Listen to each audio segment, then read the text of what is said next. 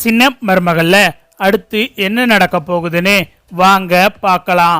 இங்க கருப்பு வந்து தமிழ்கிட்ட ஃபோன் பண்ணி, ஏமா இங்கனக்குள்ள விசாரிச்ச வரைக்கும் இந்த லாட்ஜுக்கு பொண்ணுங்க வந்தாங்கன்னா வரும்போது நல்லா தான் வருவாங்களாம், ஆனா போகும்போது அழுதுகிட்டே தான் போவாங்களாம்.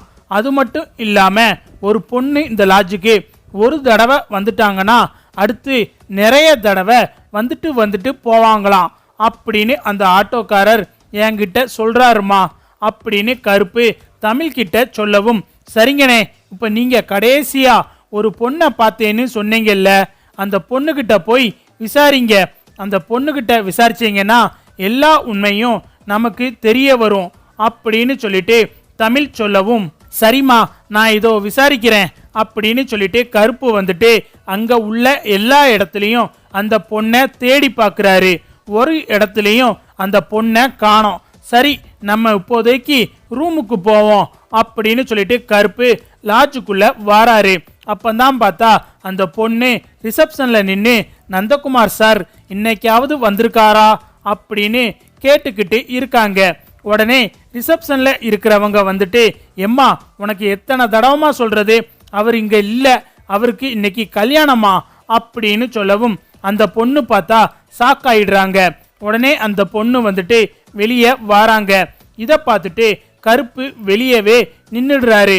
ஏமா என்னம்மா ஆச்சு, எதுக்குமா அழுகிற, நீயும் டெய்லி நந்தகுமாரை தேடி வர, என்னம்மா என்ன விஷயம், உன் முகமே சரியில்லையே அப்படின்னு சொல்லிட்டு கருப்பு கேட்கவும், உடனே அந்த பொண்ணு வந்துட்டு, அண்ணே அந்த நந்தகுமார் சரியான பொம்பளை பொறுக்கினே, அவன் நிறைய பொண்ணுங்களை ஏமாத்தி இருக்கானே, நான் அந்த லாட்ஜில் தங்கியிருந்தப்ப நான் ட்ரெஸ் மாத்துறது குளிக்கிறதுன்னு எல்லாத்தையும் வீடியோவா எடுத்து வச்சிருக்காங்கனே, அதை வச்சு மிரட்டி என்ன அவங்க ஆசைக்கு பயன்படுத்தி இப்போ நான் 3 மாதம் முழுகாம இருக்கேனே அப்படின்னு சொல்லிட்டு அந்த பொண்ணு சொல்லவும், அதை கேட்டுட்டு கருப்பு ரொம்ப அதிர்ச்சி ஆயிடுறாரு. என்னம்மா சொல்றேன்னு கருப்பு அதிர்ச்சியில கேட்கவும், ஆமானே நான் சொல்றது உண்மைதானே, இப்போ அந்த பொறுக்கிக்கு வேற கல்யாணம்னு சொல்றாங்க, எந்த பொண்ணு இவங்கிட்ட மாட்டிச்சுன்னு தெரியலனே அப்படின்னு சொல்லிட்டு அந்த பொண்ணு அழுகுறாங்க. உடனே கருப்பு வந்துட்டு, எம்மா அது எங்க வீட்டு பொண்ணுதாமா, எங்க வீட்டு பொண்ணுக்கு தாமா இவனை பேசி முடிச்சு இன்னைக்கு தாமா கல்யாணம், ஆனா அவன் மேல எனக்கு சந்தேகமா இருந்துச்சு, அவனை பத்தி விசாரிக்கத்தாமா நான் இங்க வந்தேன் அப்படின்னு சொல்லிட்டு கருப்பு சொல்லவும், அண்ணே உடனடியா கல்யாணத்தை நிப்பாட்டி அந்த பொண்ணை காப்பாத்துங்கனே, அந்த நந்தகுமார் இப்போ எங்கனே இருக்கான், அந்த பொறுக்கியை சும்மா விடக்கூடாதுனே அப்படின்னு சொல்லிட்டு அந்த பொண்ணு சொல்லவும், சரிம்மா நீ இங்கேயே வெயிட் பண்ணு, நம்ம 2 பேரும் கல்யாண மண்டபத்துக்கு போவோம் அப்படின்னு சொல்லிட்டு கருப்பு வந்து அந்த பொண்ணை அங்கே வெயிட் பண்ண சொல்றாரு. அப்பந்தான் பார்த்தா கருப்புக்கு தாமரை ஞாபகம் வருது. ஐயோ தாமரை வேற அங்கத்தானே இருக்கா, அந்த பிள்ளையையும் ஏதாவது ஏடா கூடமா வீடியோ எடுத்து வச்சுட்டாங்கன்னா என்ன பண்றது அப்படின்னு சொல்லிட்டு கருப்பு வேகமா ஓடுறாரு. ஓடி போய் தாமரை ரூம் கதவை தட்டுறாரு. தாமரை தாமரை அப்படின்னு சொல்லி தட்டுறாரு. இங்க பார்த்தா தாமரை ரூமுக்குள்ள ஏற்கனவே அந்த ரவுடி பசங்கள்லாம் உள்ள வந்துடுறாங்க. உள்ள வந்து தாமரை கிட்ட வம்பு பண்ணிக்கிட்டு இருக்காங்க. ஏய் ஒழுங்கா நாங்க சொல்றத கேளுடி அப்படின்னு சொல்லிட்டு தாமரையை போட்டு அடிச்சுக்கிட்டு இருக்காங்க. அப்பந்தான் கருப்பு வந்துடுறாரு.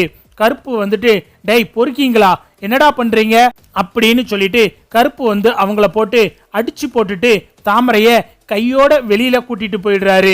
என்ன தாமரை, நேத்தே நான் சொன்னேன்ல பார்த்து சூதனமா இருன்னு, இப்படியா அசால்ட்டா இருக்கிறது, பொம்பளை பிள்ளை இப்படியா தனியா லாட்ஜுக்கு வர்றது அப்படின்னு சொல்லிட்டு கருப்பு கேட்கவும், நடந்த விஷயத்த தாமரையும் சொல்லிடுறாங்க. இதுக்கு எதுக்குமா நீ இங்க வர, அதுக்கு தான் நான் வந்திருக்கேன் அப்படின்னு சொல்லிட்டு கருப்பு சொல்லவும், மாமா என்னை மன்னிச்சிருங்க மாமா, நான் ராஜாங்க மாமா கிட்ட நல்ல பேரு வாங்கலாம்னு சொல்லிட்டு இந்த ஹோட்டலுக்கு வந்தேன் அப்படின்னு சொல்லிட்டு கருப்பு கிட்ட தாமரை சொல்லவும், சரி வா இங்க இருந்து கிளம்புவோம் அப்படின்னு தாமரையையும் அந்த பொண்ணையும் கூட்டிக்கிட்டு நேரா மண்டபத்துக்கு கிளம்புறாரு. இங்க பார்த்தா ஒட்டுமொத்த குடும்பமும் மண்டபத்துக்கு வந்துடுறாங்க.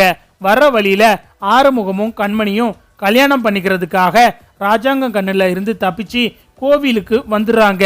இங்க கோவில்ல பூஜை எல்லாம் முடிஞ்சு ஆறுமுகம் வந்து கண்மணி கழுத்துல தாலி கட்டுறதுக்காக ரெடி ஆகிட்டு இருக்காரு.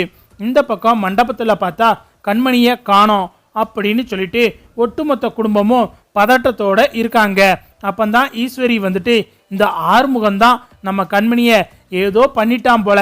அன்னைக்கே ஆறுமுகம் வந்து கண்மணி ரூம்ல நின்னுக்கிட்டு இருந்தான். நான் தான் சத்தம் போட்டு அனுப்புனேன். இப்ப என்னமோ நடந்துருச்சு மாமா அப்படின்னு சொல்லிட்டு ஈஸ்வரி புலம்புறாங்க. ஏன் ஈஸ்வரி இப்படி சொல்ற? இல்லாததும் பொல்லாதமா சொல்ற? கொஞ்சம் இரு, அவங்க வந்த காருக்கு ஏதாவது ஆயிருக்கலாம்ல அப்படின்னு சொல்லிட்டு மோகனா சொல்லவும், அக்கா காருக்கு ஏதாவது ஆனா ஃபோன் பண்ணி சொல்லி இருக்கலாம்ல அப்படின்னு ஈஸ்வரியும் சொல்லவும், இங்க மாப்பிள்ளையோட அப்பா வந்து என்னங்க பெரிய இடத்து சம்பந்தம் அப்படின்னு பார்த்தா இப்படி பண்றீங்க, நாங்களும் கொஞ்சமாவது மானத்தோட வாழணும்ல, கல்யாணத்து வரைக்கும் வந்துட்டு பொண்ணை காணோம் அப்படின்னா என்னங்க அர்த்தம் அப்படின்னு சொல்லிட்டு மாப்பிள்ளையோட அப்பா சத்தம் போட்டுக்கிட்டு இருக்காரு.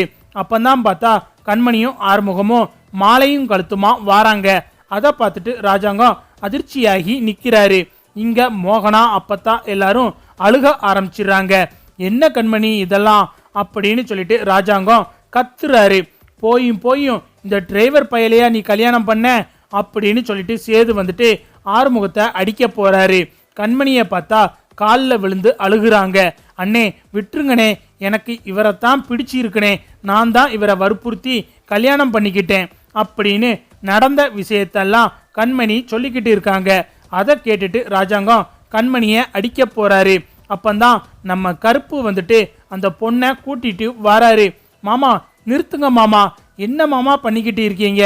நீங்க பார்த்த மாப்பிள்ள ஒன்றும் நல்லவன் கிடையாது மாமா, அவனோட லட்சணத்தை நீங்களே பாருங்க அப்படின்னு சொல்லிட்டு அந்த பொண்ணை கருப்பு வர சொல்றாரு. அந்த பொண்ணும் வந்துட்டு நந்தகுமாரை போட்டு அடின்னு அடிக்கிறாங்க. இதை பார்த்துட்டு எல்லாரும் அதிர்ச்சியாகி நிக்கிறாங்க. என்ன கருப்பு இதெல்லாம் அப்படின்னு சொல்லிட்டு ராஜாங்கம் கேட்கவும், மாமா இவன் சரியான பொம்பளை பொறுக்கி மாமா, இவனோட லாட்ஜுக்கு வர பொண்ணுங்களை எல்லாம் தப்பா வீடியோ எடுத்து அந்த பொண்ணுங்களை மிரட்டி இவன் அந்த பொண்ணுங்களோட உல்லாசமா இருந்திருக்கான் மாமா அப்படின்னு சொல்லிட்டு நடந்த விஷயத்த எல்லாம் கருப்பு சொல்லவும், இங்க நந்தகுமாருக்கு அதிர்ச்சி ஆயிடுது.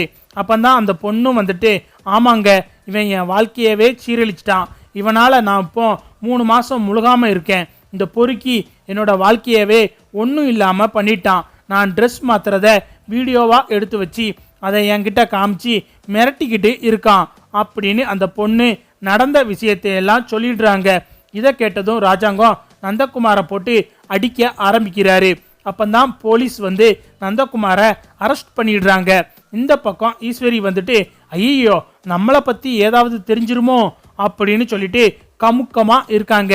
அப்பந்தான் தாமரை அழுதுகிட்டே வராங்க. தலையெல்லாம் களைஞ்சி போய் கிடக்கு.